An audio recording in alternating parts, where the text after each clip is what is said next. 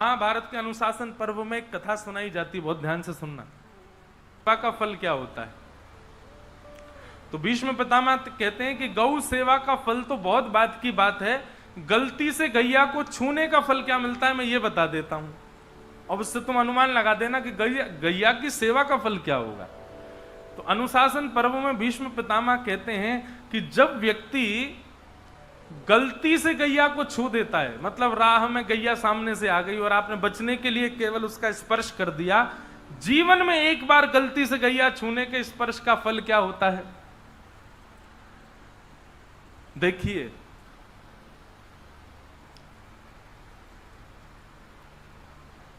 हर व्यक्ति को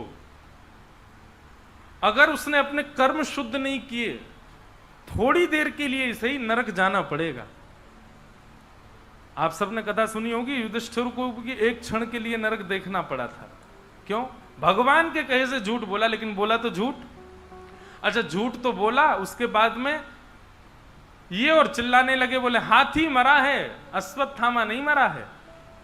भगवान ने वो बात अलग है कि उस समय शोर करवा दिया कि किसी को सुनाई ना दे, पर ठाकुर जी के कहने से झूठ बोला गया।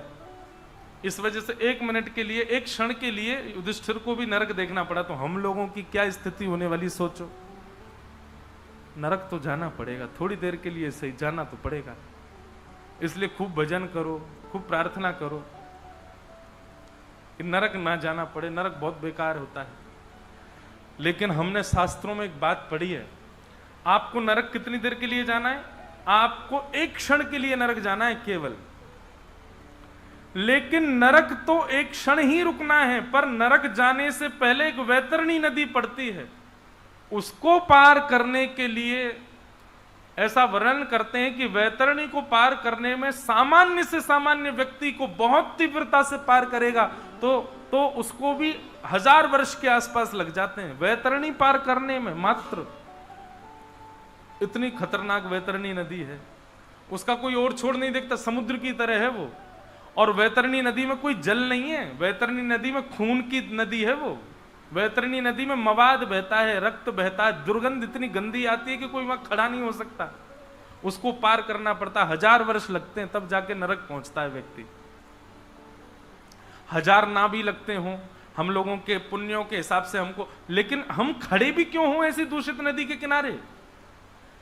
बिना वैतरणी पार किए नरक नहीं जाता। और वैतरणी पार करने में आपको कोई यम के दूत सहायता नहीं करेंगे, आपको ही डूब करके तैर के पार करनी पड़ेगी, तभी आप नरक जाओगे। फिर नरक में आपको 1 मिनट, 2 मिनट, 1 क्षण, 2 क्षण, 1 हफ्ता, 2 हफ्ता, 15 दिन, 20 दिन, महीना, 1.5 महीना, साल, 2 साल, 10 साल, पाप के अनुसार आपको वहां रुकना पड़ेगा। लेकिन नरक से ज्यादा बुरी वैतरणी है। भीष्म पितामह कहते हैं व्यक्ति जब गलती से गैया का स्पर्श कर देता है और जब वो अपने पाप को भोगने के लिए नरक जाता है, तब वैतरणी के तट पर सुरभि गैया आकर के अपनी पूंछ उसको पकड़वा देती है और कहती है ये 1000 वर्ष में पार करने वाली नदी हम तुमको क्षण भर में पार करा देंगे। और वो गैया अपनी पूंछ पकड़वा करके वैतरणी पार करा करके उसको नरक छोड़ देती है। अब नरक में 15-20 दिन, महीना, 1 महीना, जितना भी उसको भोगना है, केवल नरक का भोग भोगेगा। ये जबरदस्ती वैतरणी का भोग नहीं भोगना पड़ता गैया को गलती से छूने से। सोचो, अगर कोई व्यक्ति नित्य मन बना करके प्रेम से, भाव से जाकर के गैया का स्पर्श करे,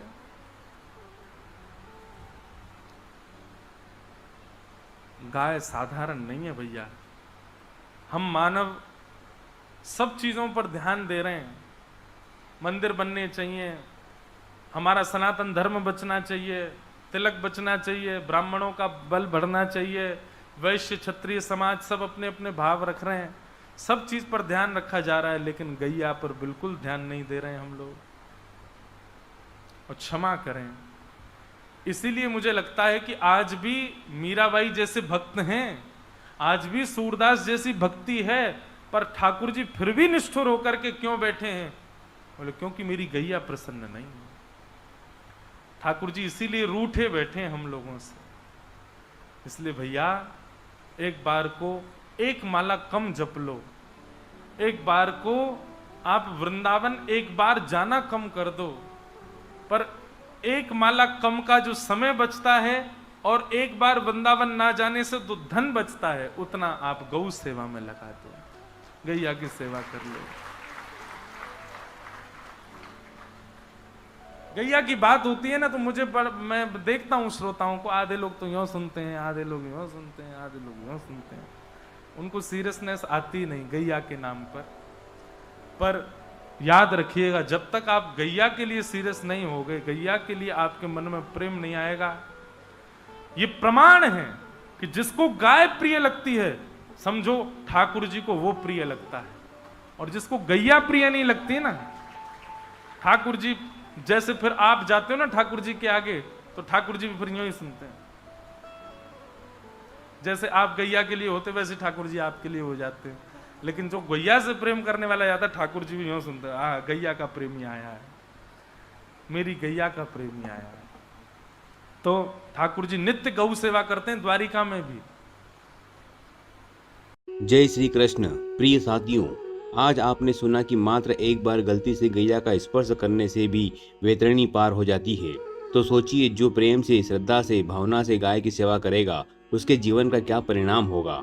यह कोई कल्पना नहीं, यह शास्त्रों का प्रमाण है। भीष्म पितामह का वचन है, गाय केवल एक पशु नहीं है, वह हमारी संस्कृति, हमारे धर्म और हमारी चेतना का प्रतीक है। जब ठाकुर जी भी नित्य गौ सेवा करते हैं, तो हमें क्यों नहीं करना चाहिए। एक माला कम कर लो, एक यात्रा कम कर लो, पर गाय की सेवा कभी कम मत करना। यही सेवा, यही सच्चा भजन है। गैया को स्पर्श करना पुण्य है, उसकी सेवा करना मोक्ष का द्वार है। अगर हम चाहते हैं कि भगवान हमसे प्रसन्न हो, तो हमें पहले उनकी प्रिय गाय को प्रसन्न करना होगा। तो आइए आज संकल्प लें, हम न केवल गौ माता का आदर करेंगे, बल्कि उनकी सेवा को अपने जीवन का हिस्सा बनाएंगे, क्योंकि गाय से प्रेम करने वाला ही वास्तव में ठाकुर जी का सच्चा भक्त होता है। जय श्री कृष्ण।